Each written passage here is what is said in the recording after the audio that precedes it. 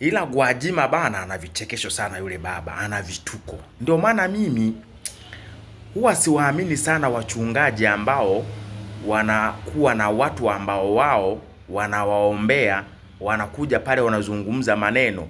Huwa siwaamini kabisa wachungaji mimi, hasa wachungaji wa kisasa. Sasa Gwajima, mtu kamuita pale madhabahuni, kama anamuuliza umetoka wapi? Nimetoka kwenye sijui ni nini ya mawaziri, kikao cha mawaziri wakiwa na kujadili wewe. Kwa akili haraka haraka utabaini kabisa kwamba huyo mtu alikuwa amepangwa. Sawa? Alikuwa amepangwa. Wachungaji wengi unawaona wengi, hizi shuhuda wanazozitoa mbele ya madhabahu huwa ni uongo. Yaani watu anakuwa ametengenezwa, kalipwa. Sawa?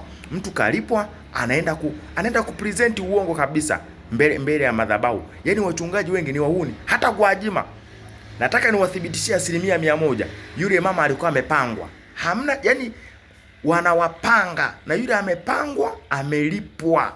Sawa? Kalipwa kaja kuongea pale uongo kabisa, kitu ambacho hata hakipo. Lengo ni kutengeza tu attention kwa watu ili aweze kuzungumziwa mitandaoni na watu waweze kuona kwamba yeye anafuatiliwa sana, lakini ni uongo kabisa. Hamna mtu anayemjadili Gwajima. Gwajima yeye shaachana na mambo ya kisiasa, akae tu kwenye mambo ya kuhubiri neno la Mungu. Kwa hiyo hamna mtu anayemjadili, bali ameamua kutengeza tu kiki ambao haina maana yoyote. Ila Gwajima, wewe Msukuma, wewe ni mjanja sana wewe.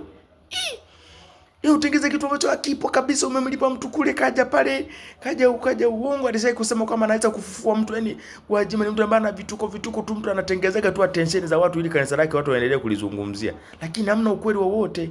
Ule ni ujanja tu,